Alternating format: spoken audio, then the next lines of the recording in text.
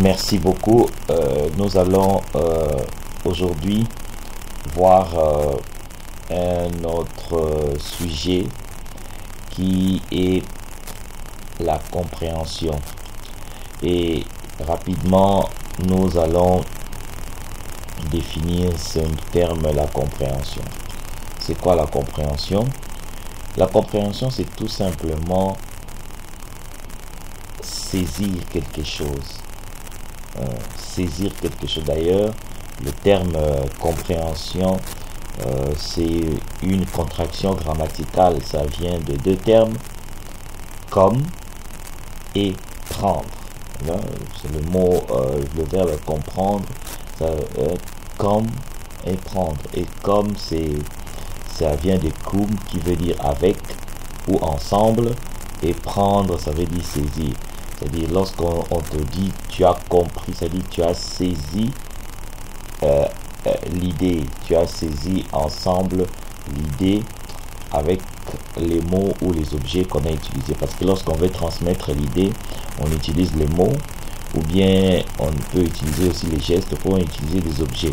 Alors, lorsque tu sais marier l'idée avec les mots, ou l'idée avec les objets, ou l'idée avec les gestes, c'est-à-dire tu sais mettre ça ensemble, c'est ça ce qu'on dit, tu as compris, tu as saisi en fait.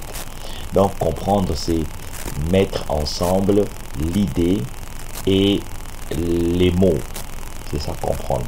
Donc c'est le fait de saisir la pensée, c'est le fait de saisir le concept, c'est le fait de saisir l'idée de son interlocuteur, c'est ça comprendre. Alors rapidement, je vais vous donner quelques principes liés à la compréhension pour voir un peu l'importance de la compréhension. Nous devons savoir que la compréhension, elle est la base de la révélation. Souvent, lorsque nous disons que j'ai reçu la révélation, en fait, vous voulez tout simplement dire que vous avez compris quelque chose. C'est-à-dire, la compréhension, en fait, c'est la révélation. La révélation, c'est la compréhension. C'est-à-dire, être révélé, c'est tout simplement accéder à une sorte de compréhension.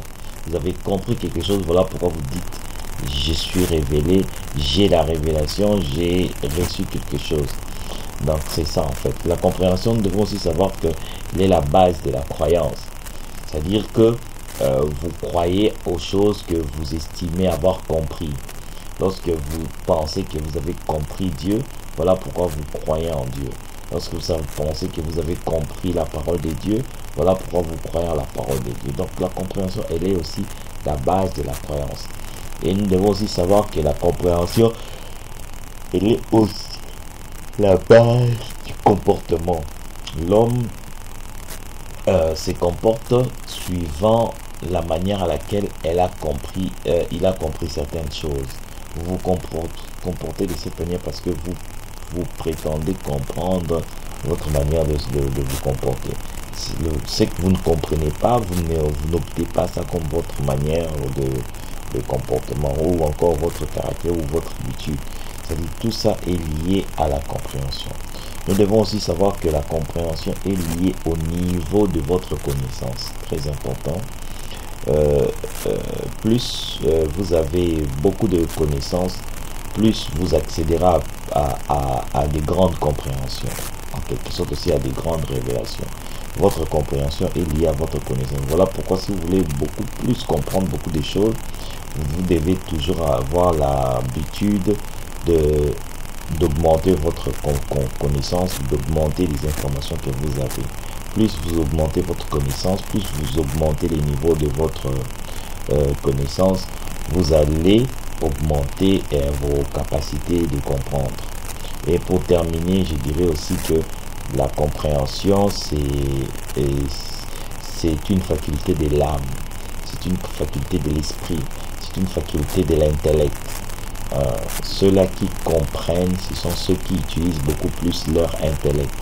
La compréhension n'est pas liée aux émotions, mais la compréhension, c'est une faculté de l'intellect. Cela veut dire il faut raisonner, il faut réfléchir pour comprendre. Merci beaucoup et nous allons nous revoir à la fois prochaine.